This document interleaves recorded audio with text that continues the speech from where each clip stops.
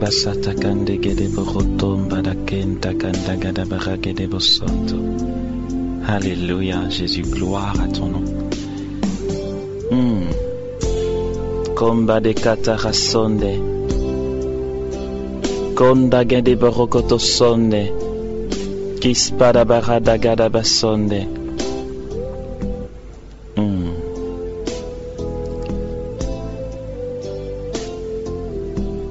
Tu es puissant, tu es glorieux, Seigneur. Waouh. Alléluia.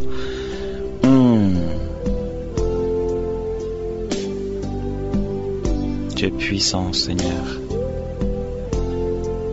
Tu remplis nos cœurs et nos vies.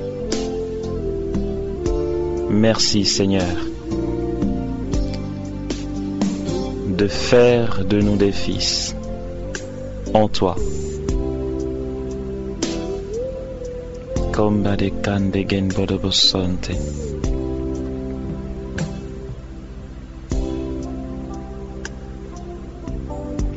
Seigneur, que jamais ta parole ne passe et elle ne passera jamais.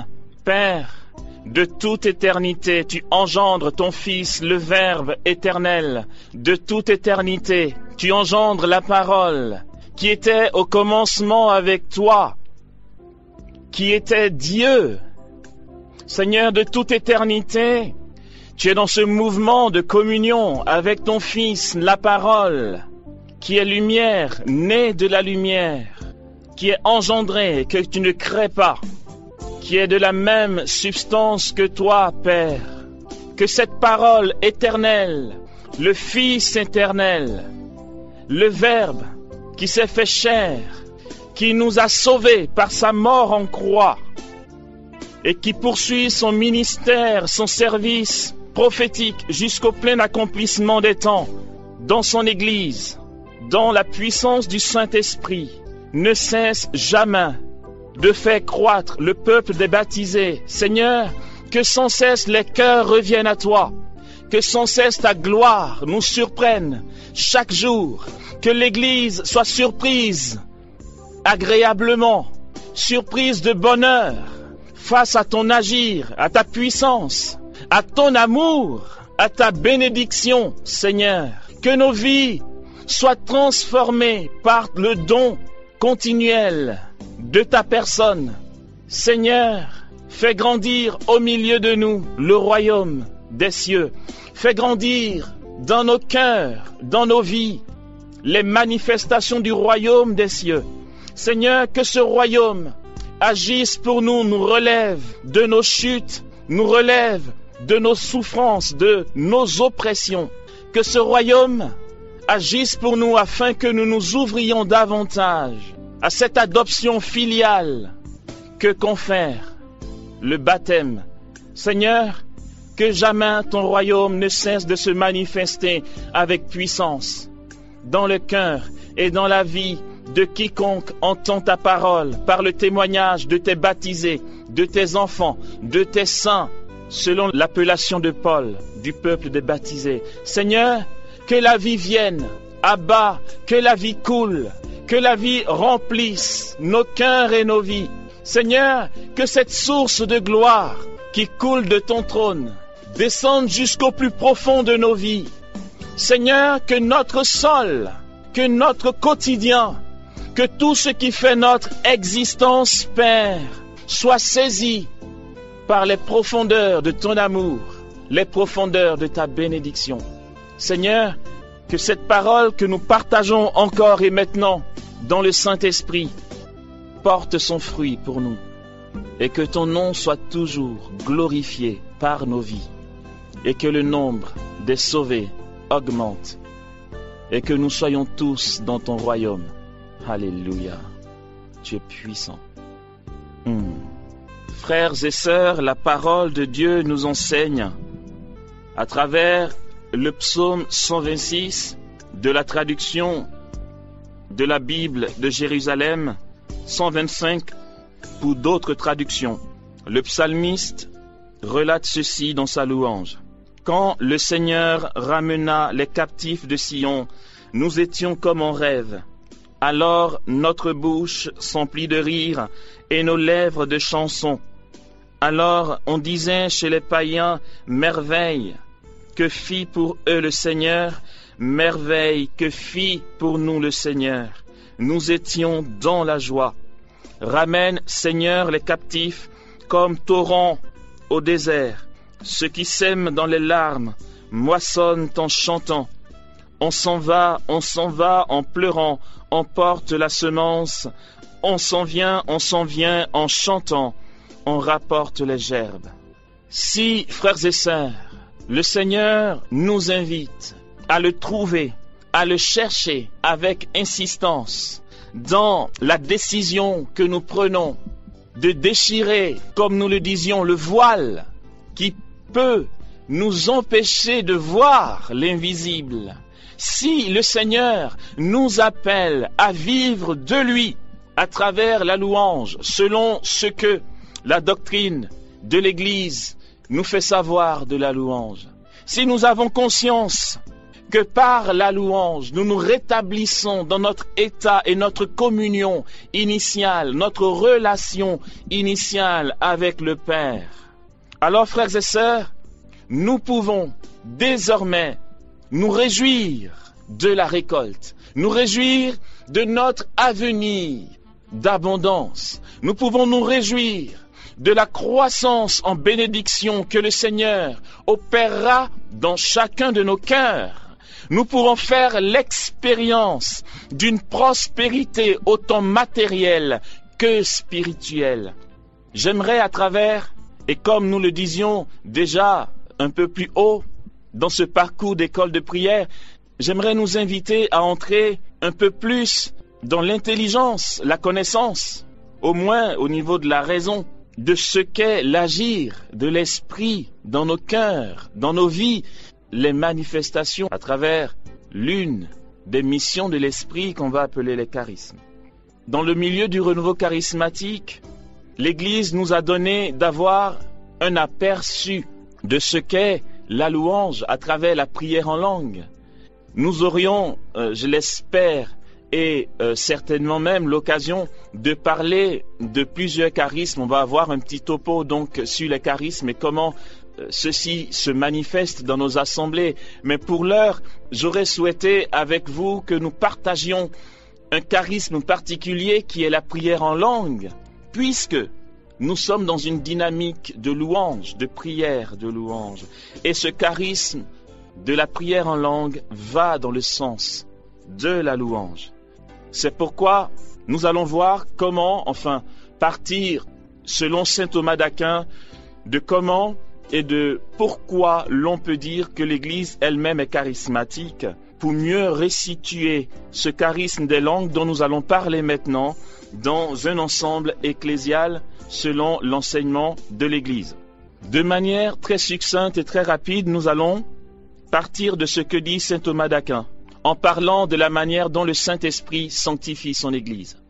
Car c'est lui qui, dans l'Église, achève toute sanctification, et saint Thomas d'Aquin nous enseignera que le Saint-Esprit sanctifie l'Église à travers 3 canaux appelés mission de l'Esprit.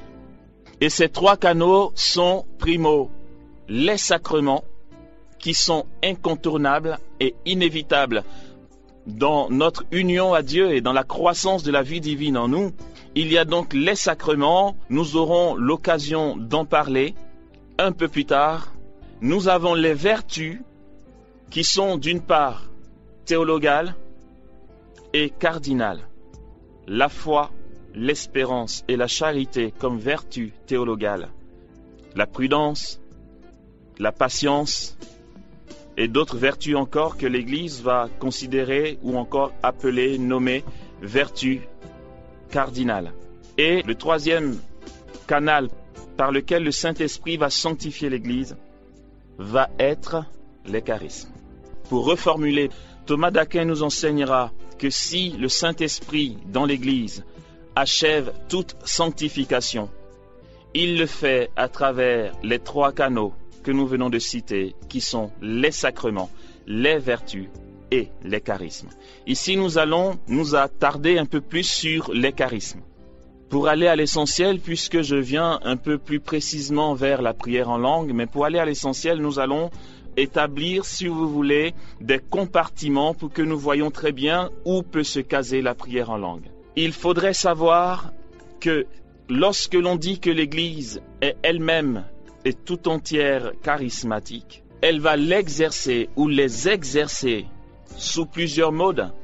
Puisqu'on peut se dire, mais en fait, on dit que toute l'Église est charismatique. Pourtant, ce ne sont pas tous ceux qui sont aux assemblées de prière ou encore à la messe du dimanche ou en semaine qui exercent un charisme. Et nous entendons, quand on parle de charisme extraordinaire. Il existe des charismes ordinaires et des charismes extraordinaires. Nous avons tous des charismes. Si nous sommes baptisés, ou du moins, si nous sommes ouverts à la grâce de Dieu, dans le Saint-Esprit, le Saint-Esprit nous investit de charismes nécessaires pour l'annonce de l'Évangile, car l'Église est par nature évangélisatrice. La vocation chrétienne est par nature une vocation à l'apostolat. Nous sommes tous dotés de charismes. Pourtant, ces charismes ne sont pas spécialement extraordinaires. Il y a d'une part les charismes ordinaires, que nous connaissons sans savoir que ce sont réellement des charismes. C'est tellement ordinaire que ça entre dans ce qui fait le quotidien de la vie. Tenons-nous bien, le Seigneur nous attend dans le quotidien de la vie. La croissance de la vie divine et du royaume dans le cœur du chrétien passe autant dans les assemblées de prière, la vie de prière personnelle, que dans le quotidien de la vie. Alors, comme charisme ordinaire, nous aurons, par exemple, et entre autres, parce qu'il doit en avoir un sacré bon paquet, mais je vais citer juste quelques-uns. Dans le charisme de chant, il y a une dimension autant extraordinaire que ordinaire. Il y a même un charisme qu'on va appeler un charisme de charité, et nous avons une personne dans l'Église qui nous a montré par sa vie comment se manifeste ce charisme ordinaire de charité. C'est une mère Teresa, qui a eu un charisme ordinaire de charité qui pourtant l'a fait basculer dans une vie d'union à Dieu et qui a porté un fruit énorme pour édifier l'Église aujourd'hui. C'est pourquoi, tenons-nous bien, ce n'est pas spécialement parce que nous allons entendre charisme ordinaire que nous allons nous dire « Bon, c'est pas si intéressant que ça ». Si le charisme est donné aux chrétiens, non pas parce qu'il est saint, parce que le charisme c'est gratia gratis data, disent les latins, grâce gratuitement donnée. Autrement dit, le Seigneur, s'il nous accorde des charismes, ce n'est pas parce que nous avons un mérite, ce n'est même pas parce que nous sommes saints, c'est simplement parce que nous nous disposons au salut et que nous nous ouvrons à la grâce du salut, qui est le baptême, et le Seigneur nous accorde des charismes en vue d'édifier le corps mystique du Christ qui est l'Église.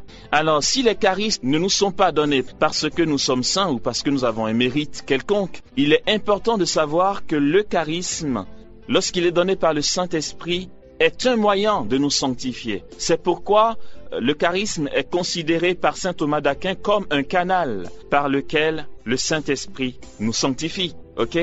Ce n'est pas seulement le saint qui reçoit le charisme, pourtant celui qui reçoit un charisme, qu'il soit saint ou pas, est appelé à se sanctifier dans l'exercice donc de ce charisme. Et nous avons Mère Teresa qui a pris au sérieux son charisme ordinaire de charité et qui est aujourd'hui ce qu'elle est, un exemple pour nous, chrétiens. C'est pourquoi autant les charismes ordinaires qu'extraordinaires, du moment que nous les recevions du Saint-Esprit, sont pour nous conduire dans une plus grande union à Dieu. Et donc, un charisme de charité, charisme d'organisation, charisme de visite, charisme de service, et bien d'autres encore. Ça, c'est quelques exemples donc de charisme ordinaire qu'il nous faut savoir, et je le répète, il y en a bien d'autres. Il va avoir la catégorie des charismes extraordinaires. Dans les charismes extraordinaires que nous connaissons en partie au renouveau charismatique, je dis en partie parce que nous ne savons pas tout des manifestations du Saint-Esprit. Il n'a pas épuisé tout ce qu'il a dans sa cagnotte, vous savez. Il continuera de nous surprendre. Dans ces charismes extraordinaires, nous aurons une partie qu'on pourra nommer les charismes d'ordre prophétique ou de révélation. Les charismes ensuite de puissance. Et d'autres charismes, nous n'en avons pas spécialement entendu parler auparavant, ou encore dans l'un ou l'autre enseignement que j'ai pu donner, ici ou là, ou encore à la radio, que nous allons appeler charisme d'ordre mystique et d'union à Dieu, parce qu'il y a une nuance quand même. Donc nous allons avoir, je survole comme je l'ai dit, dans les charismes extraordinaires, les charismes d'ordre prophétique ou de révélation, qui sont la parole de connaissance immédiate, qui a elle-même des sous-ensembles que l'on va appeler la lecture des cœurs, le discernement charismatique et la parole prophétique, qui n'est pas à confondre avec la parole de prophétie, c'est la parole prophétique. D'accord? Ça, c'est la parole de connaissance immédiate. Ensuite, nous avons toujours dans ces charismes d'ordre prophétique ou de révélation, la prophétie, donc qui n'est pas le charisme prophétique, là c'est le charisme de prophétie. Je ne vais pas développer aujourd'hui parce que ce n'est pas le but, mais nous en reparlerons bien plus loin. Donc le charisme de prophétie, l'interprétation des visions, le discernement d'une image que quelqu'un peut avoir, nous pouvons recevoir une révélation de Dieu pour mettre des mots justes sur la signification des symboles qu'un frère dans l'assemblée ou que nous-mêmes avons reçu. Nous avons dans les charismes de révélation d'ordre prophétique, donc la prière en langue, puisque dans le charisme des langues, nous avons la prophétie en langue, nous avons la xénoglossie et nous avons la glossolalie que nous connaissons tous et que nous expérimentons beaucoup plus largement dans nos assemblées de prière que nous connaissons un peu mieux que les deux autres que je viens de citer. Alors, en plus de ces charismes de révélation ou d'ordre prophétique, nous allons avoir les charismes de puissance qui vont être la guérison, par exemple, la libération, le charisme de foi ou la foi charismatique, ou encore la foi opérante. Nous allons avoir le don pour opérer des miracles, d'accord, et d'autres charismes qui permettent au Seigneur de manifester sa gloire à travers sa manifestation par des miracles au milieu de nous, et ça se déploie de plusieurs manières. En plus de cela, prenons conscience qu'il existe aussi dans les manifestations du Saint-Esprit dans le milieu charismatique, entendons extraordinaire, ce que l'on va appeler les charismes d'ordre mystique et d'union à Dieu. Je vais les citer, vous serez surpris de la liste, mais ça va être exactement les mêmes charismes que nous venons d'entendre, donc qui ont été cités dans les charismes d'ordre prophétique ou de révélation, et dans les charismes de puissance. C'est simplement que les charismes d'ordre mystique et d'union à Dieu sont un déploiement, j'allais dire, beaucoup plus fort, beaucoup plus mystique. Mystique, entendons union à Dieu, d'accord, de la prophétie, de la parole de connaissance, de la vision, de la prière en langue, de la guérison, du miracle, etc. Autrement dit, c'est l'individu qui va exercer le charisme en prenant à cœur sa vie chrétienne, en creusant sa vie d'union à Dieu à travers une vie de prière personnelle, communautaire et dans l'apostolat. Et vie de prière personnelle, je crois que nous en avons beaucoup parlé. On peut en rajouter, mais je crois que c'est déjà pas mal pour commencer. Voilà. Celui qui prend à cœur sa vie chrétienne pour cultiver sa vie d'union à Dieu va se rendre compte que les charismes qu'il a commencé à exercer vont basculer dans une dimension autre qui vont complètement le dépasser. Je ne donnerai pas plus de détails pour l'instant, nous allons avancer. En plus de ces charismes d'ordre mystique et d'union à Dieu, retenons que dans la profusion du jaillissement du Saint-Esprit, dans les nouveautés du Saint-Esprit, d'année en année, de siècle en siècle, et dans l'avancement de l'Église, il va avoir ce que l'on va appeler aujourd'hui les nouvelles manifestations du Saint-Esprit, qui seront beaucoup plus proches des charismes d'ordre mystique et d'union à Dieu. Pourquoi je le dis? Parce que les nouvelles manifestations du Saint-Esprit vont plus concerner la dimension non plus objective du charisme, mais subjective du charisme. Waouh, je parle chinois, mais c'est pas grave. Je déblaye tout ça juste pour revenir sur la prière en langue, puisque nous aurons du moins un éclaircissement de tout ce charabia que nous venons d'entendre. En ce qui concerne le don des langues, Sachons que c'est, et je pense que tous les théologiens qui ont étudié sur la vie charismatique sont d'accord pour dire que c'est le plus petit des charismes que l'Esprit Saint peut manifester dans la vie d'un chrétien. Mais c'est en même temps ce plus petit des charismes qui va être une porte royale pour déboucher sur les plus grands charismes. Dans ce don de langue, donc, nous allons dissocier ou compartimenter en 3 points qui soient la glossolalie primo, la prophétie en langue et la xénoglossie. Alors, la xénoglossie, ou du moins la glossolalie, la parole de Dieu nous enseigne à travers l'évangéliste Luc, dans les Actes des Apôtres, chapitre 2, à partir du 1er verset, que le jour de la Pentecôte étant arrivé, ils étaient réunis tous ensemble dans un même endroit, quand survint d'un coup le bruit tel que celui d'un violent coup de vent. Il vit alors apparaître des langues qu'on eût dites de feu. Là, je cite de mémoire, c'est pourquoi vous ne retrouverez pas de manière exacte le texte que je cite, parce que c'est de mémoire, du coup je paraphrase. Ils ont vu apparaître des langues qu'on eût dites de feu, qui se séparèrent et se posèrent sur chacun d'eux. Ils furent tous remplis du Saint-Esprit et se mirent à parler en d'autres langues, selon que l'Esprit leur donnait de s'exprimer. Dans cet événement de la Pentecôte, les apôtres donc reçoivent le Saint-Esprit. Ils se mettent à louer Dieu en d'autres langues. C'est vrai que le père Emiliano Tardif, dans son enseignement, nous apprendra que de manifestations de xénoglossie, il y en a eu une qui soit particulière et unique dans toute l'histoire de l'Église. C'est ce qui s'est passé à la Pentecôte. Quand nous verrons ce qu'est la xénoglossie, nous comprendrons pourquoi la manifestation du Saint-Esprit pour les apôtres le jour de la Pentecôte a été aussi particulière et unique. Mais nous pouvons par définition déduire que lorsque le Saint-Esprit leur est tombé dessus en forme de langue de feu, ils se sont, dans un premier temps, mis à louer Dieu en langue. Et j'allais dire, à travers cette prière en langue, qui jaillissait des entrailles des apôtres, on peut dire qu'ils étaient dans une louange gratuite à Dieu qui soit une action de grâce pour l'accomplissement de la promesse du Saint-Esprit donnée par Jésus. En fait, c'était comme une louange de l'Esprit qui suscitait en chacun d'eux une louange, une action de grâce au Père qui opère des merveilles. On peut le dire ainsi par définition. Pourquoi? Parce que à la chambre haute, lorsqu'ils se sont mis à prier en d'autres langues, selon que l'Esprit leur donnait de s'exprimer, il n'y avait pas d'interprétation et ils n'ont pas eu besoin, l'un par rapport à l'autre, d'interpréter ce que l'autre disait. Les apôtres ont certainement commencé par la glossolalie qui ne s'interprète pas.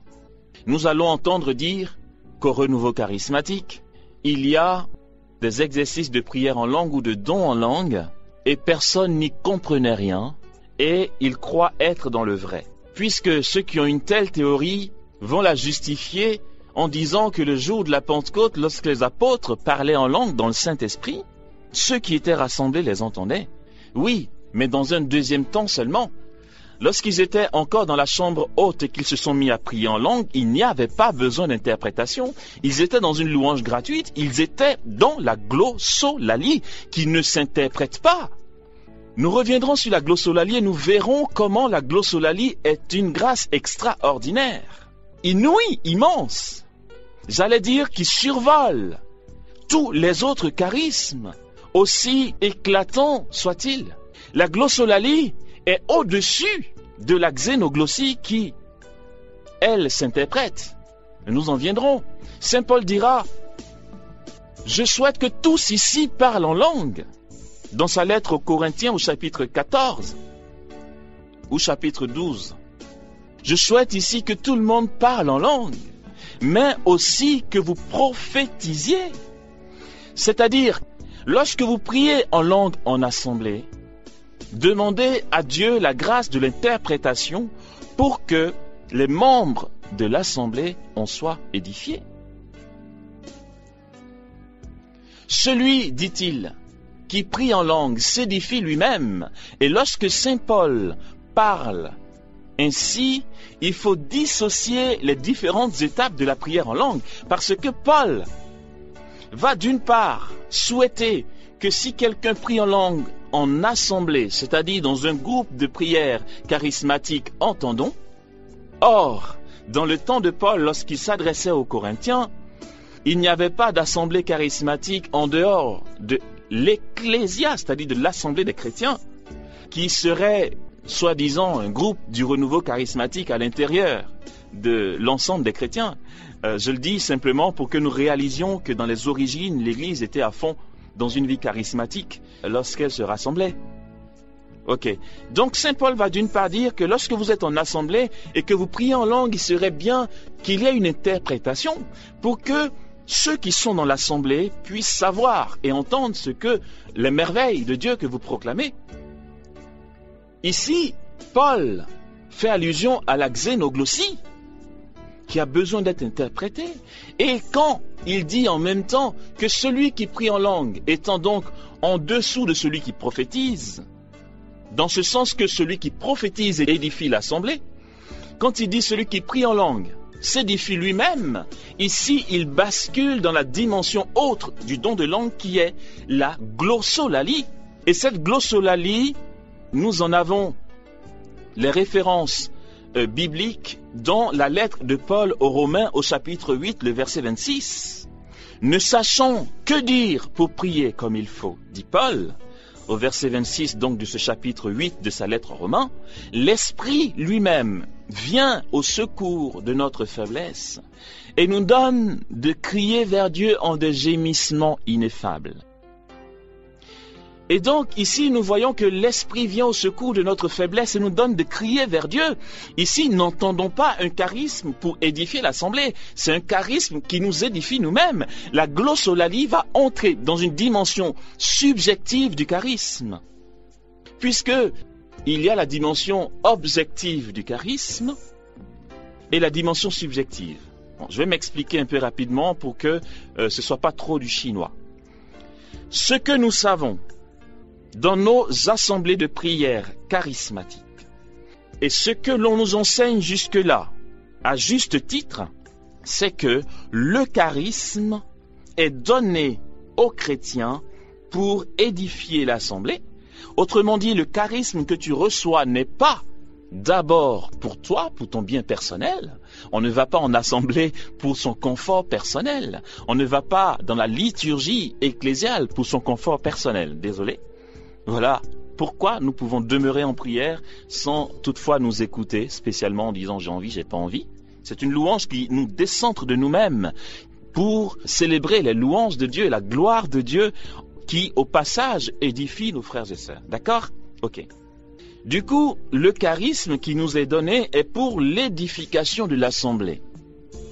Ici, nous sommes, disons-le nous, et c'est bien que nous le sachions, nous sommes dans cette dimension objective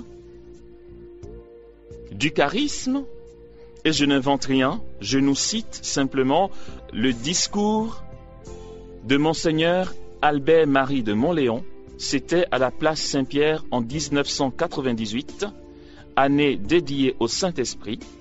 C'est l'enseignement qu'il a donné aux mouvements et communautés charismatiques que Jean-Paul II avait convoqués sur la place Saint-Pierre. C'est intéressant. Donc, Monseigneur Albert-Marie de Montléon va expliquer dans son discours qu'il va avoir, c'est vrai, cette dimension objective du charisme, mais qu'il va aussi avoir une dimension subjective. Entendons dans objectivité, non pas le sens que nous lui donnons toujours, entendons par objectif, objet, d'accord? Le charisme que nous allons recevoir, qui sera exercé, aura pour objectif d'édifier l'assemblée. Donc c'est pour que l'autre soit édifié. Mais si la glossolalie bascule plutôt dans une dimension autre qui est la dimension subjective, entendons sujet, celui qui l'exerce. Il y a une logique dans la chose. Heureusement qu'il y a cette dimension du sujet dans l'exercice du charisme. Autrement, l'Esprit Saint n'aurait pas pu nous sanctifier lorsque nous exerçons un charisme. Parce que nous n'entendons pas souvent parler de cette dimension subjective du charisme, nous nous posons la question du bien fondé de la glossolalie. On se dit, mais ça sert à quoi ce truc, ce balabala bolo bolo, kintakan basele koroba baba shente, mais ça sert à quoi? C'est du bruit, pour rien. Mais non, nous nous trompons profondément si nous pensons cela. C'est que la glossolalie nous sanctifie et nous fait grandir dans l'intimité avec Dieu et nous permet aussi de donner à Dieu d'entendre ce qu'il veut entendre de nous. La glossolalie, c'est ceci.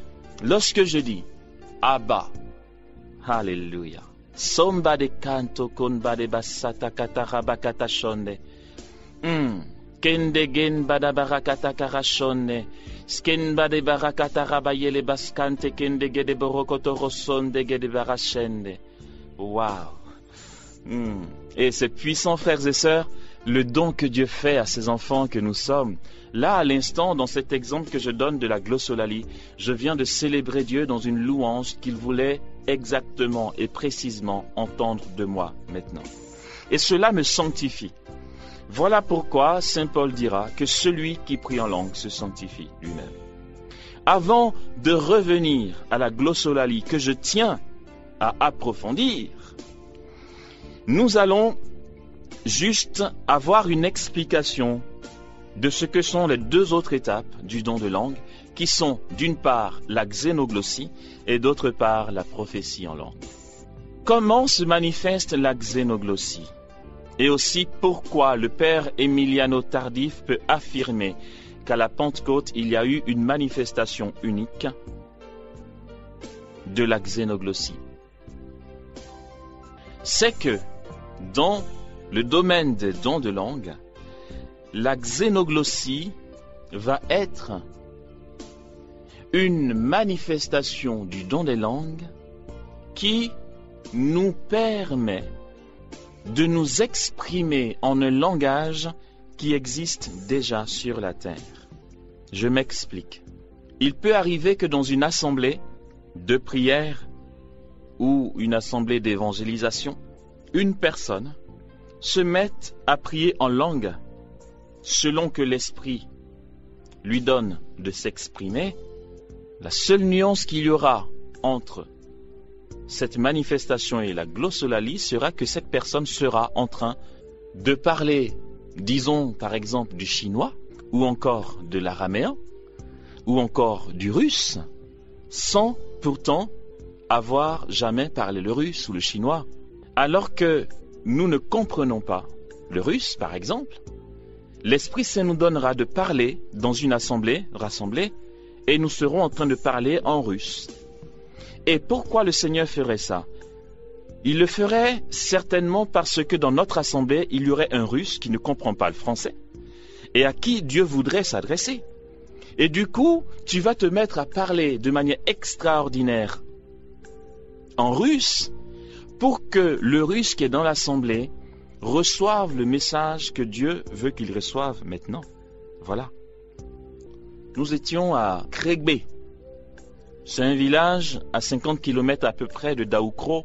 C'était il y a une vingtaine d'années. Je me rappelle bien, j'y suis allé avec des amis à moi lorsque nous étions encore tout jeunes et tout bouillants. Nous avons eu, si je ne me trompe pas, parce que ça fait quand même 20 ans, nous avons eu, je pense, une semaine ou 10 jours d'évangélisation dans ce village de Kregbé. Et je crois, le jour de notre départ, ou la veille, une dame nous a présenté son frère qui était enchaîné depuis très très longtemps parce qu'il faisait une crise de folie, une grosse dépression, vous voyez, qui l'a conduit à la folie. Ils étaient obligés de l'enchaîner parce qu'il devenait violent. Il ne comprenait pas le français. Nous avons été priés pour lui et nous avons prié, demandé au Seigneur de se manifester à lui. Et à un moment, un d'entre nous se met, alors qu'il ne comprend pas l'ani, là c'est même pas le russe, je vous parle d'ani, d'accord? Il ne comprend pas l'ani, il se met à parler en ani. Ça, c'est de la xénoglossie, je vous assure. Alors, le monsieur qui était enchaîné et qui apparemment se foutait complètement de notre prière parce qu'il était dans son monde à lui, d'un coup a ouvert les yeux, a levé la tête et a regardé le frère avec un sourire. Comme si le frère était en train exactement de s'adresser à lui. Mais oui, il s'adressait à lui, ou du moins Dieu s'adressait à lui à travers ce frère. C'était un exemple extraordinaire de xénoglossie. Aussi, en France, lors d'une assemblée de prière, alors que nous étions en train de célébrer Dieu, vous savez, super bien chauffé et tout, en train de corobocher, comme l'on dit, il y a une sœur qui se met à xénoglossier. Hein. Elle exerce la xénoglossie. Elle se met à parler en lingala. C'est la langue nationale au Congo. Et il y a un frère qui, après l'office, lui dit « Je ne savais pas que tu parlais lingala. » Elle dit « Mais je ne parle pas lingala. » Il dit « Mais attends, tu as loué Dieu en lingala, mais c'était super nickel et tout. » Elle dit « Mais non, j'ai laissé jaillir la prière en langue telle qu'elle venait. » Mais en fait, la sœur venait donc de s'exprimer en lingala. Ça, c'est la xénoglossie. Le Seigneur le donne de manière ponctuelle pour s'adresser à quelqu'un dans l'assemblée qui ne comprend pas ce langage. Alors, pourquoi la xénoglossie du jour de la Pentecôte était une xénoglossie particulière? C'est simplement que il n'y avait pas que des Russes. À Jérusalem, le jour de la Pentecôte, il n'y avait pas que des Chinois. Il y aurait eu que des Chinois ou que des Russes ou encore que des Hébreux ou que des Araméens. Les apôtres auraient prié en langue en araméen et puis basta, tout le monde aurait entendu. Mais la parole de Dieu est claire. Il y avait ce jour-là rassemblé à Jérusalem des hommes dévots de toutes les nations qui sont sous le ciel. Nous en avons parlé un peu plus haut dans cet enseignement, enfin sur la louange. Et donc Pierre, poussé par le Saint-Esprit, exerce un don de langue qui permet à chacun de l'entendre clairement et précisément dans son propre idiome maternel. Et ils disent, mais ces hommes qui parlent ne sont-ils pas tous araméens? Comment se fait-il que nous les entendions parler dans notre propre idiome maternel? Je vais aller dans ce passage des Actes des Apôtres et nous allons voir ce que nous dit Luc de cet événement. Regardez, il y avait donc réunis à Jérusalem, Parthes, Médès et Élamites, habitants de la Mésopotamie, de Judée et de Cappadoce, du pont de l'Asie, de Phrygie et de Pamphylie, d'Égypte et de cette partie de la Libye qui est proche de Cyrène, Romains en résidence, tant juifs que prosélytes, crétois et arabes. Nous les entendons publier dans notre langue les merveilles de Dieu. Tous donc étaient stupéfaits et se disaient perplexes l'un à l'autre. Que peut bien être cela? C'est quoi? C'est la xénoglossie. Voilà. D'autres encore disaient, en se moquant, ils sont pleins de vin doux. C'est pour ça que j'aime comment Pierre, dans ce qu'on va appeler exégétiquement l'exorde, c'est l'accroche, on va dire l'événement que tu vas prendre pour attirer l'attention de ton auditoire. Pierre va partir sur cette accusation qu'ils sont ivres de vin doux pour improviser sa prédication mue par la puissance du Saint-Esprit. La suite dit ceci, et j'aime trop, je le dis, comme ça, parce que ça nous édifie, et la parole de Dieu est toujours bien à entendre, et puis c'est trop génial comment il improvise sa prédication. Pierre, alors debout avec les 11, éleva la voix et leur adressa ces mots. Hommes de Judée et vous tous qui résidez à Jérusalem, apprenez ceci, prêtez l'oreille à mes paroles, non, ces gens ne sont pas ivres comme vous le supposez. Ce n'est d'ailleurs que la 3e heure du jour, c'est-à-dire 9 heures, parce que la première heure en Israël, c'est 7 heures du matin. Mais c'est bien ce qu'a dit le prophète. Et puis là, bam, Pierre, il se lance dans la prédication et nous savons la suite. C'est une xénoglossie particulière parce que il parlait des syllabes les mêmes. Nous verrons comment ça se passe au niveau syllabes et tout. Les mêmes et tous se entendaient dans leur propre idiome maternel. Du coup, cette manifestation de la xénoglossie ne s'est plus manifestée dans l'histoire de l'Église jusqu'aujourd'hui, enfin jusqu'à preuve du contraire. Ça s'est peut-être manifesté à un endroit ou un autre du monde qui n'est pas officiel ou officialisé ou encore répandu en information, donc on ne sait pas. Mais au niveau officiel de ce que l'on sait des manifestations du Saint-Esprit dans son Église, et je suis d'accord pour cela avec le Père Emiliano Tardif, qui dit que c'est une manifestation particulière et unique de la xénoglossie dans l'histoire de l'Église. Ça, c'est la xénoglossie. Donc, la xénoglossie, pour récapituler, va être un don des langues qu'accorde le Saint-Esprit qui nous permet de nous exprimer en un langage qui existe déjà sur la terre. Parlons maintenant de la prophétie en langue. La prophétie en langue, ça va être très simple, c'est comme nous l'entendons, il s'agirait de prophétiser dans le don de langue. Ça veut dire que nous allons entendre des syllabes qui vont ressembler au blabla de la xénoglossie, parce que la xénoglossie c'est une langue qui existe, donc c'est pas plus un blabla qu'autre chose, qui va ressembler au blabla donc de la glossolalie, et nous allons simplement nous rendre compte que cette fois-ci, le Seigneur est en train de donner un message pour l'Assemblée. Donc, si la glossolalie nous édifie et à notre bénéfice, donc s'insère dans la dimension subjective du charisme, la prophétie en langue, elle, par contre, va s'apparenter donc à la dimension objective du charisme. C'est-à-dire, il y a un objet. Le but de la prophétie en langue est d'édifier l'Assemblée, comme l'est le but de toute prophétie que donne le Saint-Esprit. D'accord ? Alors, cette prophétie en langue va se manifester dans une assemblée. C'est quelqu'un qui va élever la voix. En général, je ne dis pas que ça se passe exclusivement comme ça, mais en général, lorsque le Saint-Esprit permet à quelqu'un d'exercer la prophétie en langue, l'Esprit va attendre que l'Assemblée se soit un peu calmée, parce que dans nos groupes de prière, lorsque nous sommes tous saisis et que nous sommes à fond dans la glossolalie, ça ressemble à un brouhaha, mais c'est sympa, parce que c'est un brouhaha de louange à Dieu et les bénédictions tombent comme de la pluie sur ceux qui sont présents, ok ? Donc c'est plutôt bien, mais on ne peut pas prophétiser en langue dans ce brouhaha. Pour prophétiser, il faut une louange à Dieu, donc à travers, en général, dans les assemblées de prière charismatiques, de ce que nous avons pu observer lorsque nous élevons la voix, lorsque nous prions Dieu en langue ou de manière intelligible, ensemble, nous entrons en général dans un temps prophétique. Autrement dit, cette louange gratuite qui est montée vers Dieu à travers la glossolalie nous accorde un bénéfice, c'est l'agir de Dieu. Et cet agir de Dieu va passer par des prophéties. C'est pourquoi, si la glossolalie en assemblée ou même individuellement nous ouvre à un temps prophétique, il est tout à fait normal donc que dans l'assemblée, quelqu'un prophétise pour l'assemblée. Et c'est en même temps le moment idéal où celui qui a la prophétie en langue donne aussi sa prophétie. Du coup, ça va ressembler à un truc du genre, l'assemblée commence à se calmer dans sa fougue de prière à haute voix ou encore de prière spontanée. D'un coup, le prophète, il va prophétiser. Et vu qu'ici nous parlons de celui qui va exercer la prophétie en langue, sa voix va dominer d'un coup. En général, ça peut effrayer parce que ça vient, c'est une force qui pousse la personne, qui ne contrôle pas, et ça jaillit d'un coup. Ça fait genre...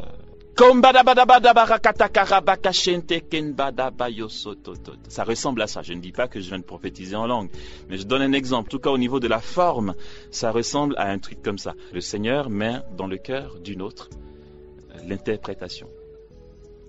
Je vais dire quelque chose de très important dans cette interprétation. N'entendons pas traduction. L'interprétation de la prophétie en langue n'est pas une traduction. Et nous verrons pourquoi, lorsque nous reviendrons sur la glossolalie, que je tiens à approfondir. Et donc, voilà, la personne va prophétiser en langue et le Seigneur va susciter un interprète dans l'assemblée pour nous transmettre dans des mots humains, dans le langage de la nation ou de ceux qui sont rassemblés, le français ou l'anglais ou peu importe, ce qu'il veut nous dire à travers quelqu'un d'autre qui a l'interprétation de cette prophétie en langue, ok ?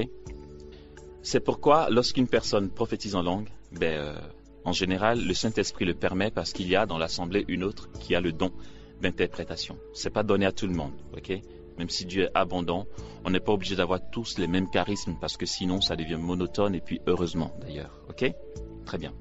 Pour approfondir la glossolalie, je vais partir de 2 textes. Le premier est ce psaume qui a introduit notre topo sur les charismes. Il dit ceci: « Quand le Seigneur ramena les captifs de Sion, nous étions comme en rêve. Alors, notre bouche s'emplit de rire et nos lèvres de chansons. Alors, on disait chez les païens merveille, merveille que fit pour eux le Seigneur. Nous étions dans la joie. Ramène, Seigneur, nos captifs, comme torrent au désert. Ceux qui sèment dans les larmes moissonnent en chantant. On s'en va en pleurant, on porte la semence. On s'en vient en chantant, on rapporte les gerbes. » Le deuxième texte donc que je nous propose pour approfondir la glossolalie va être tiré du premier livre de Samuel, le chapitre 1er, à partir du verset 9.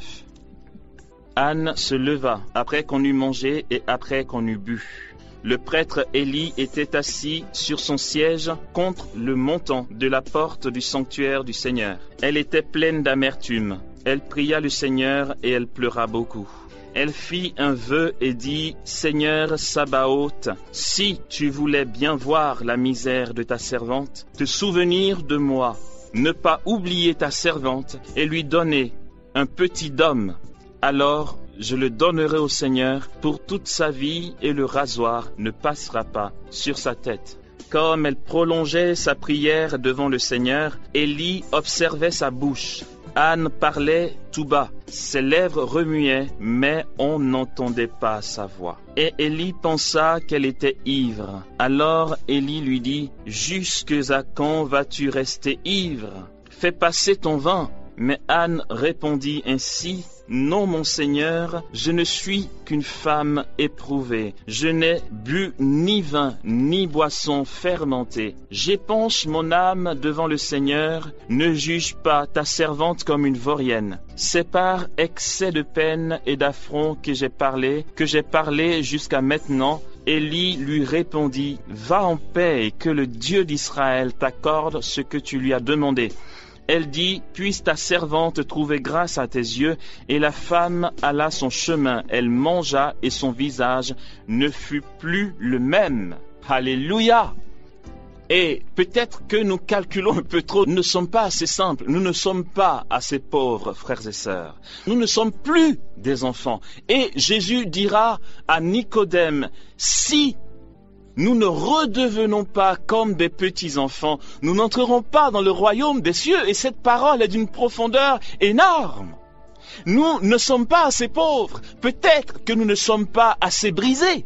Parce que d'un cœur brisé et broyé, frères et sœurs, le Seigneur n'a pas de mépris.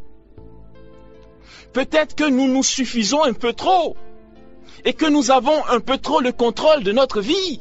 C'est pourquoi nous n'avons pas encore compris les profondeurs de cette parole du Christ. C'est pourquoi nous ne sommes peut-être pas encore entrés dans l'intelligence de ce psaume 126 ou encore de ce texte du premier livre de Samuel au chapitre 1er que nous venons d'entendre. Et est-ce que nous faisons attention à ces deux textes que nous venons d'entendre ? Qui sont pour ma part des textes qui inaugurent le Magnificat de la Vierge Marie. Marie éclate en Magnificat parce qu'elle est saisie de l'intérieur par la puissance du Saint-Esprit. Elle est saisie et au-delà d'elle, il y a une louange qui jaillit. C'est l'Esprit qui jaillit en Marie. Et lorsque Marie dit « Mon âme exalte le Seigneur », exulte mon esprit en Dieu mon Sauveur, car il s'est penché sur l'abaissement de sa servante, et désormais tous les âges me diront bienheureuse. Marie et nous le savons, elle est humble, elle est immaculée conception. Elle ne le savait même pas encore, elle le saura bien plus tard, je crois après son couronnement de gloire dans le paradis, enfin je pense. Mais Marie qui est pure et que nous connaissons comme l'Immaculée n'a pas fait éclater son Magnificat pour du m'as-tu vu, non pas pour dire oui je suis super, non pas pour dire que je fais partie des saints d'Israël. Elle éclate en allégresse, elle laisse jaillir sa joie dans le Saint-Esprit qui la convainc que le Seigneur l'a aimée. Marie proclame les merveilles de Dieu, elle laisse en elle jaillir la puissance du Saint-Esprit. Et c'est ce que Anne va vivre, mais dans le revers de la médaille, parce que Marie était dans l'allégresse des merveilles que le Seigneur a accomplies pour elle. Et d'ailleurs, nous allons voir que le Magnificat de Marie a des ressemblances à l'action de grâce de Anne, puisque dans le texte que nous venons d'entendre, c'est Anne qui est en souffrance. Elle est brisée, elle est broyée. C'est des étapes importantes pour que le Seigneur prenne le relais. C'est pourquoi Saint Paul dit « Ne sachant que dire pour prier comme il faut ». En ce qui concerne la glossolalie, ne sachant que dire pour prier comme il faut, l'Esprit vient au secours de notre faiblesse. Nous sommes ici face à une femme qui est humiliée par sa rivale, qui n'arrive pas à enfanter, à donner de fils à son mari, et donc elle est humiliée, bafouée dans son foyer. Et elle a mal, et elle est brisée, et elle est broyée de l'intérieur. Elle est vulnérable, et elle se rend au temple devant le Seigneur pour lui dire sa peine. Et c'est super beau, on ne fait pas beaucoup gaffe. Remarquons ceci. Anne va d'abord exprimer des mots à Dieu, selon ce qu'elle vient obtenir de Dieu. Bien avant, Anne se leva après qu'on eut mangé et après qu'on eut bu. Le prêtre Élie était assis sur son siège contre le montant de la porte du sanctuaire du Seigneur. Elle était pleine d'amertume, nous dit la parole de Dieu. Elle pria le Seigneur et elle pleura beaucoup. Elle fit un vœu et dit: Seigneur Sabaoth, si tu voulais bien voir la misère de ta servante.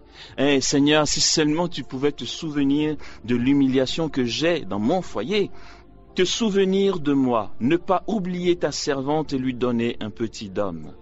Alors je le donnerai au Seigneur pour toute sa vie, et le rasoir ne passera pas sur sa tête. Écoutons la suite, c'est important. Avant de poursuivre, rappelons-nous ce que nous dit Paul. Ne sachant que dire pour prier comme il faut, l'Esprit vient au secours de notre faiblesse. Et Anne est en état de faiblesse.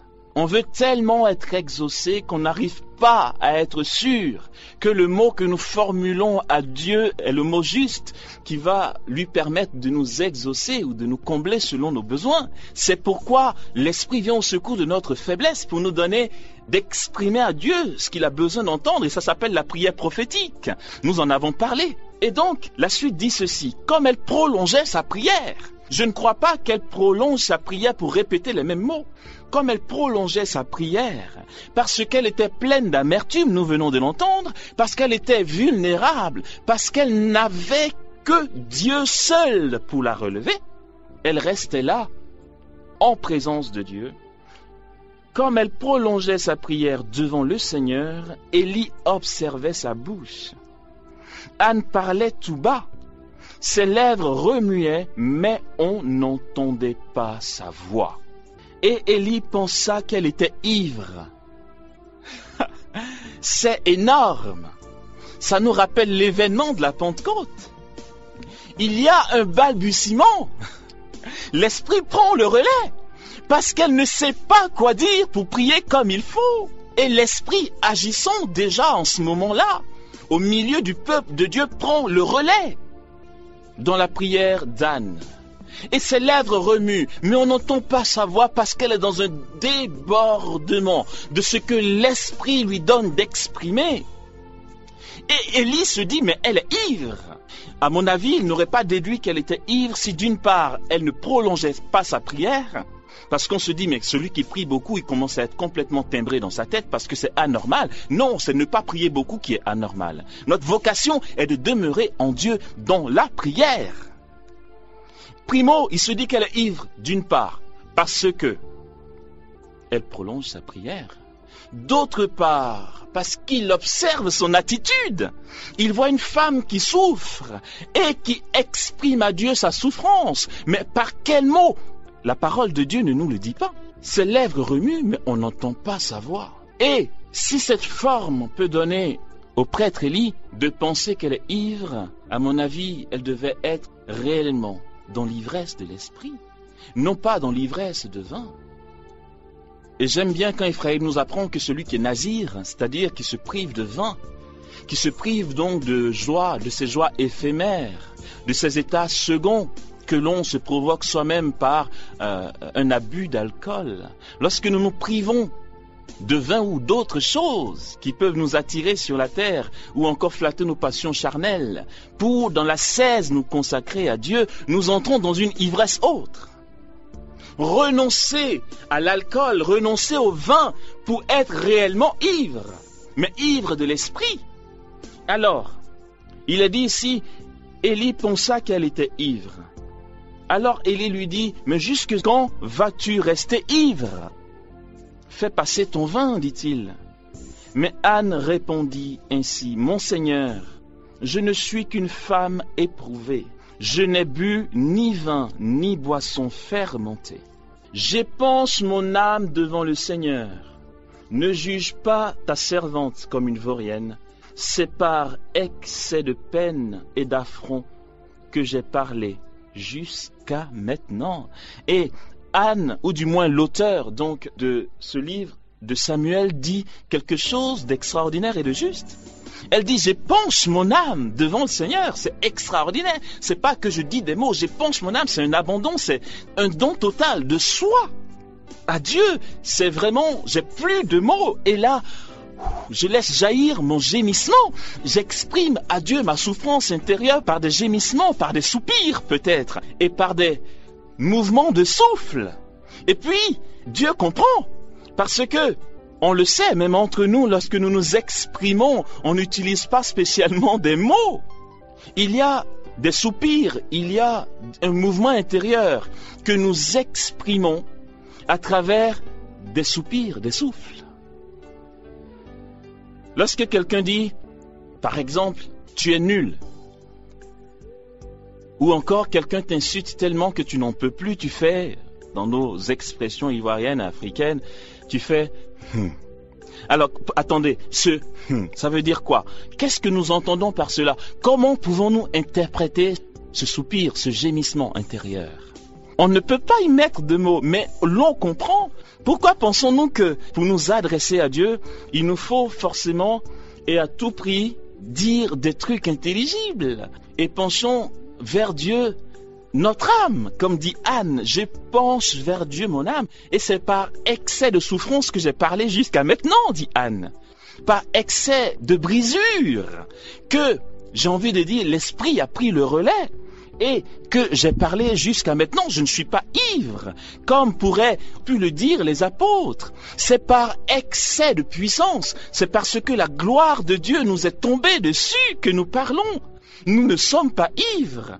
C'est pourquoi Paul va dire, comme nous venons de l'entendre, ces hommes que vous voyez là ne sont pas ivres, il n'est que 9 heures. Nous ne sommes que la 3e heure du jour.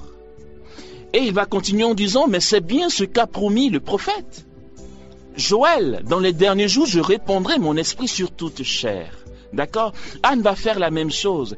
En fait, elle avait cette attitude de personne ivre parce qu'elle avait basculé dans l'ivresse de l'esprit. Alléluia. Ça, c'est de la glossolalie. Ça, c'est le jaillissement de Dieu. Et je vais poursuivre en disant que cette glossolalie, comme je l'avais annoncé, va survoler tous les charismes qui sont appelés à passer, s'il vous plaît. Parce que c'est vraiment notre relation initiale avec Dieu qui nous rattrape. Et donc, la suite de ce chapitre, premier livre de Samuel, dira ceci. Les derniers versets, lorsqu'elle eut sevré, donc en fait, entendant que le Seigneur l'a exaucé et qu'elle a eu un enfant, elle le fit monter avec elle en même temps qu'un taureau de 3 ans, une mesure de farine et une outre de vin, et elle le fit entrer dans le temple du Seigneur à Silo. L'enfant était tout jeune. Ils immolèrent le taureau, et ils conduisirent l'enfant au prêtre Élie. Elle dit, « S'il te plaît, mon Seigneur, la femme qui se tenait près de toi ici, prions le Seigneur. C'est pour cet enfant que je priais et le Seigneur m'a accordé la demande que je lui ai faite. À mon tour, je le cède au Seigneur tous les jours de sa vie, il est cédé au Seigneur. Et là, il se prosterna devant le Seigneur. Comment voulez-vous qu'elle ne soit pas exaucée quand l'Esprit prend le relais? Quand déciderons-nous d'entrer dans cette dimension de la prière, dans cette culture de l'Esprit? Quand déciderons-nous de laisser l'Esprit prendre le relais de nos assemblées, de nos prières? Je crois que nous l'avons assez entendu parce que j'ai essayé de le développer en parlant de la prière prophétique. Ici, Anne était dans une prière prophétique parce que l'Esprit a pris le relais. Elle ne trouvait pas de mots, elle a basculé dans la prière prophétique et elle a été exaucée. Alors, avant de revenir au Magnificat de la Vierge Marie, nous allons voir la prière d'action de grâce de Anne, la mère du prophète Samuel. Anne pria et dit, comme en Luc, nous pourrons voir que l'évangéliste commence le Magnificat de Marie en disant « Et Marie dit ». Ok? Ici c'est mis « Anne pria et dit ». Mon cœur exulte dans le Seigneur. Ma corne s'élève en mon Dieu. Ma bouche est large ouverte contre mes ennemis, car je me réjouis de ton secours, Seigneur. Point de saint comme le Seigneur, car il n'y a personne excepté toi, point de rocher comme notre Dieu. Ne multipliez pas les paroles hautaines, que l'arrogance ne sorte pas de votre bouche, car le Seigneur est un Dieu plein de savoir, et par lui les actions sont pesées. L'arc des puissants il a brisé, rappelons-nous ce que dit la Sainte Vierge, il renverse les puissants de leur trône, d'accord, il y a des similitudes. L'arc des puissants est brisé, mais les défaillants se saignent de force. Il renverse les puissants de leur trône, il élève les humbles. Les rassasiés s'embauchent pour du pain, ils comblent de bien les affamés, dit Marie. Et ici, Anne dit, les rassasiés s'embauchent pour du pain, mais les affamés cessent de travailler. La femme stérile enfante 7 fois, mais celle qui a de nombreux fils se flétrit. Elle enfante 7 fois, je crois que nous le savons assez bien que le chiffre 7, c'est une plénitude, le chiffre parfait dans la Bible. La femme qui n'enfantait pas, là où il y avait la stérilité, la steppe a débordé, il y a une abondance de vie, d'accord ? C'est le Seigneur qui fait mourir et vivre, qui fait descendre au Shéol et en remonter. C'est le Seigneur qui appauvrit et qui enrichit, qui abaisse et aussi qui élève. Il retire de la poussière le faible, du fumier il relève le pauvre, pour les faire asseoir avec les nobles et leur assigner un siège d'honneur. Car ô Seigneur sont les piliers de la terre, sur eux il a posé le monde, il garde les pas de ses fidèles, mais les méchants disparaissent dans les ténèbres. Le Seigneur, ses ennemis sont brisés, le Très-Haut tonne dans les cieux. Le Seigneur juge les confins de la terre, il donne la force à son roi, il élève la corne de son oint. Elkana partit pour Rama dans sa maison, mais l'enfant était au service du Seigneur en présence du prêtre Élie. Et aussi, ces premiers versets du psaume 126 que nous avons entendus. Attendez, c'est dingue quoi, je comprends pas. Je me dis, regardez, là on entend une parole qui vient de la Bible et on se dit, bon, ça doit être normal qu'ils aient dit ça. Mais est-ce qu'on a pensé à analyser une seule seconde à quoi ça peut ressembler? Quand le Seigneur ramena nos captifs, nous étions comme en rêve. Alors notre bouche s'emplit de rire et nos lèvres de chansons. Alors on disait chez les païens, merveille que fit pour nous le Seigneur, nous étions dans la joie. Notre bouche s'emplit de rire et nos lèvres de chansons. L'ivresse du salut. Ivre de joie, nous dit le livre d'Isaïe, vous puiserez les eaux aux sources du salut. Isaïe, le chapitre 12, partie du verset 5. Le salut que nous donne le Seigneur nous pousse dans l'allégresse. Ça, c'est les fondements de la glossolalie. Nous allons aller un peu plus loin pour approfondir cette glossolalie. Je vais nous partager maintenant peut-être une vision que nous n'avons pas souvent de la glossolalie ou encore de la prière en langue. Je le dis avec conviction, avec certitude et sans peur de me tromper. Les chrétiens et chrétiennes qui méprisent la prière en langue se trompent énormément. Parce que de toute façon, que tu le veuilles ou pas, tu finiras par prier en langue, que ce soit sur cette terre ou dans l'autre monde. Notre langage dans le paradis sera la prière en langue, la glossolalie. Elle est appelée à demeurer. Alors c'est trop bien, vous savez quoi? On fait comme c'est une synthèse de l'enseignement de l'Église et qu'on découvre des nouveautés, c'est génial. Je ne crois pas me tromper parce que l'enseignement de l'Église ne dit pas le contraire. Saint Paul dit que la charité est appelée à demeurer. Et moi, je vais rajouter que la glossolalie est appelée à demeurer. Ouh là là, sur quel terrain il nous emmène là? Oui, la glossolalie est appelée à demeurer, frères et sœurs. Parce que c'est le langage des anges. C'est pourquoi Paul peut dire, j'aurais parlé les langues des hommes et des anges. Si j'ai pas l'amour, je ne me sers de rien. Mais j'ai envie de dire, il est impossible de parler la langue des anges si on n'a pas l'amour. Non. En fait, si cette charité est appelée à demeurer, cette charité s'exprime dans du relationnel. Et la glossolalie est d'abord et avant tout du relationnel. La glossolalie, c'est un cœur à cœur, c'est l'amour exprimé. Peut-on dire que les syllabes que nous entendons lors de la glossolalie peuvent se traduire? Eh bien non, nous l'avons déjà dit. C'est une question d'interprétation. En fait, la glossolalie est un mouvement intérieur exprimé à Dieu. Lorsque nous prenons un enfant, et puis ça aussi, au cas où nous ne le saurions pas, sachons ceci, c'est une certitude. L'enfant s'exprime en glossolalie. Oui, c'est le langage des enfants. Pourquoi pensons-nous que Jésus nous a dit que si nous ne redevenons pas comme des petits-enfants, nous ne pourrons pas entrer dans le royaume des cieux? L'enfant nous dit quelque chose de l'ange, nous dit quelque chose des esprits bienheureux et des saints dans le paradis. L'enfant s'exprime. Il dit réellement ce qu'il porte au-dedans, mais il n'a pas cette intelligence pour entrer dans cette structuration du langage humain sur la terre à travers des lettres alphabétiques. Et qu'est-ce que nous croyons lorsque nous disons A, B, C, D, E, F, G, H, I, J, K, L, machin truc, muche? Vous pensez qu'en fait, dans le paradis, ça existe, ces syllabes, enfin, ces lettres alphabétiques? Non, c'est l'intelligence que Dieu nous donne, et ça vient de Dieu, c'est sûr, pour que nous nous comprenions sur la terre. Mais c'est appelé à passer.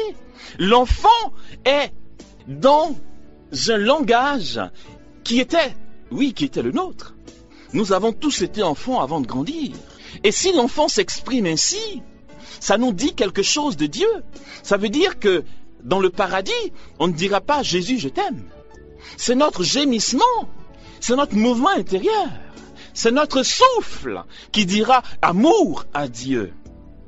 Et ici, je vais étayer ce que je suis en train de nous dire là sur une thèse de doctorat en théologie. Je m'appuie là-dessus. C'est une thèse, je l'ai déjà annoncé un peu plus haut dans cette école de prière, du père Philippe Renaud, qui est le père fondateur de la fraternité Anava au Brésil, d'accord, qui dans sa thèse de doctorat nous donne une profondeur de ce que peut être la prière en langue.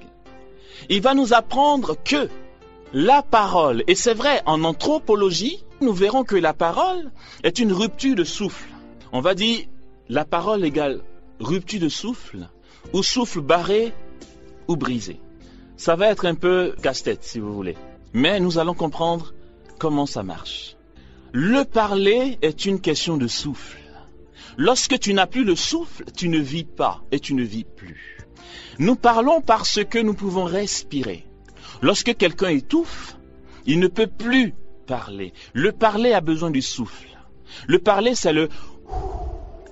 Mais ce a besoin d'être structuré à travers des syllabes. Et la prière en langue, la glossolalie, est une succession de syllabes. Contrairement au français ou à l'anglais, à l'allemand et que sais-je encore, qui, eux, sont une organisation donc de lettres alphabétiques composées de voyelles et de consonnes pour que nous nous entendions sur la terre. Mais c'est une organisation humaine. C'est une structure du souffle. C'est une incarnation du souffle. C'est le souffle qui s'incarne à travers des syllabes composées donc de lettres alphabétiques. Mais si ce parler est une structure du souffle qui nous permet donc de nous faire entendre, rappelons-nous que ce souffle que Dieu nous donne, qui est principe de vie, nous a été donné à la création. C'est la parole de Dieu qui nous l'enseigne. Dieu insuffla dans les narines d'Adam et il prit vie. Mais ce souffle, d'où vient-il? Quel est ce souffle? Ce souffle est avant la fondation du monde, parce que la parole de Dieu nous dit dans le livre de la Genèse qu'au commencement, lorsque Dieu créa le ciel et la terre était informe et vide. Un souffle de Dieu planait sur les eaux et les pères de l'Église et l'Église voient dans ce souffle le mouvement de l'Esprit, le mouvement du Saint-Esprit. C'est la manifestation de la Trinité à la création. Il y a l'Esprit qui souffle où il veut, et d'ailleurs Jésus dans son discours à Nicodème montrera bien que l'Esprit est ce souffle dont on entend la voix, on ne sait ni d'où il vient, ni où il va. Ce souffle, initialement, planait au-dessus des eaux. Et le Père, qui va appeler toutes choses à l'existence, va dire que la lumière soit. Et lorsque le Père prononce ce commandement, il le prononce dans son Fils, qui est le Verbe éternel, la parole de Dieu. C'est dans le Fils, c'est pourquoi Saint Jean peut dire que tout a été créé par lui et que sans lui, parlant du Verbe, rien ne fut. Le Père, le Fils et le Saint-Esprit sont au début de la fondation du monde. Et ce souffle qui planait sur les eaux, qui animait les eaux, ce souffle qui mettait en mouvement les vagues qui font des mouvements qui ne se répètent jamais. Il y a un jaillissement, il y a une liberté, une célébration, non pas statique, mais dynamique de l'esprit au-dessus des eaux. C'est ce même mouvement qui va faire bouger les vagues de l'océan au gré de sa fantaisie que Dieu va insuffler dans les narines d'Adam. Et ce souffle, puisque lorsqu'il nous est enlevé, nous ne vivons plus, sachons que lorsque Dieu insuffle en nos narines son souffle, qui est l'esprit, nous pouvons respirer et nous exprimer. Waouh! Je vais aller plus loin. On ne peut pas dissocier le langage parlé du mouvement de l'esprit. Si nous avons structuré le langage à travers des syllabes, sachons que la composition de syllabes, l'enjancement des syllabes pour sortir un mot, va venir de ce que nous voulons dire. Et ce que nous voulons dire va d'abord passer par notre pensée. Et notre pensée qui vient de ce mouvement intérieur, de ce que l'on porte. Ce que l'on porte au-dedans, c'est le mouvement du souffle. C'est le mouvement de l'esprit. C'est pourquoi Jésus souffle à la résurrection sur ses disciples et leur dit « Recevez l'esprit ». Ce souffle qui nous fait vivre, c'est l'esprit. S'il nous est retiré, nous ne vivons plus. Il nous fait vivre cette glaise. Dieu va insuffler le souffle de l'esprit. Et c'est aussi pourquoi on retrouve ce souffle. Nous allons nous rendre compte qu'à la Pentecôte, ils entendent le bruit d'un violent coup de vent. Et donc, le langage va être, d'une part, un état intérieur de ce que l'on vit, qui va passer par la pensée et notre raison pour composer, des syllabes afin de faire sortir un mot. Dieu nous permet de nous exprimer ainsi parce que nous avons en face de nous des personnes qui ne voient pas notre vie intérieure. Et si la glossolalie, qui est aussi une succession de syllabes, se forme non pas par notre raison intelligible, mais selon le jaillissement de l'esprit, c'est simplement que pour le coup, nous nous adressons à Dieu qui lui voit l'intérieur. Et si la glossolalie permet à Dieu d'entendre de nous exactement ce qu'il attend de nous, c'est que, pour le coup, la composition des syllabes ne se fait pas par nous, parce que ce n'est pas du français que nous allons parler. Cette composition de syllabes va se faire par l'esprit qui connaît notre état intérieur.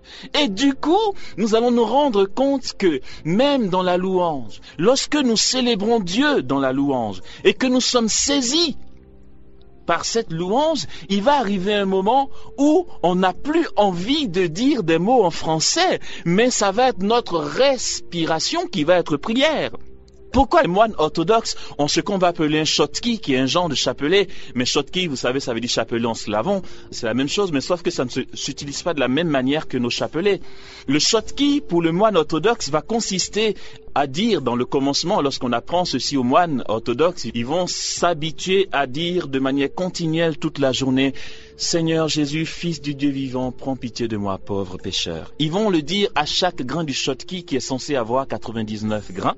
Et le but de cette prière du shotki est d'emmener le moine à faire de sa respiration une prière. Mais en fait, il voit juste, parce que la respiration est une prière. La respiration est une célébration de l'esprit. Le souffle en nous, c'est l'esprit. Pourquoi? J'aime bien ce chant qui dit « Ouvrez vos cœurs au souffle de Dieu, car il respire en votre bouche plus que vous-même. » C'est l'esprit qui respire en nous. Du coup, cette composition de syllabes pour dire à Dieu « je t'aime » n'a plus lieu d'être. Parce que Dieu n'a pas besoin que tu lui parles du français. Il n'a pas besoin que tu lui parles de l'anglais. Dieu n'est pas français, il n'est pas anglais. Dieu est Dieu. Et comment donc nous exprimer à Dieu s'il n'a pas notre nationalité? L'esprit du coup, qui sonde les profondeurs du Père, va être celui qui va composer en nous les syllabes. Et nous allons nous rendre compte que lorsque nous allons faire à Dieu, nous allons nous rendre que ça correspond à notre état intérieur. C'est le du bien-être. C'est ce souffle-là, selon l'intonation qui va exprimer notre état intérieur. Et lorsque, en face de nous, nous avons quelqu'un à qui nous faisons tu n'as dit aucun mot, mais il comprend ton état intérieur. Et donc l'esprit va prendre ton état intérieur et va l'exprimer à Dieu. Et comme l'enfant, j'aime bien prendre cet exemple-là, et parce que le père Philippe Renaud le prend aussi, cet exemple-là, c'est l'enfant en face de nous. Et il dit à juste titre aux mères, si vous n'avez pas le temps d'aller faire l'adoration, ne vous en inquiétez pas, parce que votre enfant qui est dans votre main vous dit Dieu. Et l'enfant, lorsqu'il vous regarde, l'enfant ne parle pas le français. Le bébé s'exprime en gémissement. Le bébé s'exprime à sa mère, à son père, à ses frères et sœurs en gémissement. Lorsque l'enfant est content, il sourit. Lorsqu'il fait arre, arre, gazou, gazou, tu as envie de lui répondre. Et puis nous devenons, lorsque nous parlons le langage des enfants, nous devenons complètement débiles. Prends un enfant dans tes mains et essaye de parler avec lui. Tu te rends complètement ridicule aux yeux du monde, parce que l'enfant il te sourit, il fait arre arre gazou gazou, et puis toi tu lui réponds en lui faisant digi digi dougou dougou dougou. Mais qu'est-ce que tu lui racontes là? C'est quoi cette composition de syllabes? Qu'est-ce que tu lui dis? Tu sais pas ce que tu lui dis, mais tu te rends compte que lorsque tu fais ça, l'enfant il te sourit, comme s'il avait compris ce que tu voulais lui exprimer. On n'a pas besoin de mots français. Voilà pourquoi nous avons trop vite dit, ouais, la glossolalie dans les assemblées de prière, c'est pas spécialement un don de l'esprit, parce que si c'est des compositions de syllabes, on peut tous faire comme ba ba ba ba. Oui, mais écoute, et puis quoi encore? Pourquoi le Seigneur ne le répondrait pas? Puisque c'est notre langage initial. Lorsque nous étions dans la pensée du Père, car c'est la théologie qui nous l'enseigne, nous existions dans la pensée du Père depuis toute éternité. Ok? Et l'enfant a une nostalgie du royaume. C'est le langage de l'enfant. Le jour où vous arriverez à nous expliquer la signification de ce que nous disons à l'enfant en faisant digi digi digi digou dougou dougou, je vous dirai que ok, ce que je dis est une bêtise. Mais c'est cela avec Dieu. Et lorsque Anne dit j'épanche mon âme vers le Seigneur, c'est exactement ce qu'elle fait. C'est le mouvement intérieur de l'esprit, du souffle qui planait sur les eaux au gré de sa fantaisie, qui anime Anne et donne à Anne d'épancher son cœur vers Dieu. Et Dieu comprend les souffrances d'Anne au-delà des mots qu'elle peut exprimer. C'est le souffle, c'est le mouvement intérieur. Face à Dieu, on ne dit pas des mots intelligibles. Ça, c'est le sens de la glossolalie. Vous voulez savoir quoi? Je vais vous le dire. Ça, c'est encore une découverte et je suis fier de l'avoir découvert. Regardez, quand l'évangile nous dit que Jésus se retirait et priait toute la nuit son Père, qu'est-ce que vous pensez que Jésus était en train de dire à son Père? À votre avis, on s'imagine que Jésus parle araméen au Père? Non, il va lui dire quoi? Abba, Avinu, Kadosh, machin. Bon, j'essaie de prendre des mots hébreux. Barou, Rata, Adonai. Mais il n'y a pas besoin, ça c'est de l'hébreu, mais il n'a pas besoin. Le Fils qui est en relation avec son Père, lorsqu'il se retire, j'ai envie de dire que c'est pour mieux faire Korendagede Sonte. Ça c'est le langage des anges. C'est ce que nous allons exprimer à Dieu. L'esprit qui anime la louange des saints. Et quand je dis des saints, je parle des saints dans le paradis. Aussi bien que des chrétiens de l'église militante. L'esprit qui anime la louange des saints va faire jaillir en nous, et c'est tout le sens de ce que Paul nous dit. Il vient au secours de notre faiblesse et nous fait crier vers Dieu. Pourquoi, dit-il, en des gémissements inexprimables ou en des gémissements ineffables? C'est un gémissement. Et comme nous l'avons déjà vu, Saint Augustin va dire que l'on apparente, ou du moins l'on prend la colombe comme symbole du Saint-Esprit parce que la colombe roucoule, parce que la colombe gémit vers sa bien-aimée, et l'Esprit est en gémissement en nous. C'est un gémissement. Quand tu gémis, tu dis quoi? Quand tu as mal, que tu fais aïe, j'ai mal, mais c'est un gémissement, il n'y a pas de mots. Et du coup, le langage dans le paradis entre nous et Dieu, c'est la glossolalie, c'est Combedera Sante. Et puis, si nous l'avons expérimenté, nous pourrons voir que lorsque nous prions en langue, et que vraiment nous sommes pris dans cette prière, on s'en sent bien. Tous nos mouvements intérieurs sont exprimés. Et quand on sort de là, on est restauré parce qu'on a pu dire à Dieu tout ce que nous vivons, frères et sœurs. Et donc quand Jésus se retirait, il est bien que nous le sachions, lorsque Jésus se retirait pour prier son Père, il faisait Kondegede Barasonte, Kendegede Bosonto. Jésus parlait en des gémissements ineffables, inexprimables avec son Père. Et son Père lui répondait Sombolora Sende. Ou encore il faisait comme des enfants. Ben oui, il faisait ça. Et parce qu'il s'exprimait, il disait ah mon fils, je suis content de te voir. Je suis content qu'après toute cette journée d'évangélisation et de prédication et de miracles, on se retrouve un peu tous les deux ce soir et cette nuit. Parce que je suis tout content de te retrouver. Ça fait et donc, ce mouvement intérieur de Jésus, du Père et de son Fils va donner la glossolalie. Amen.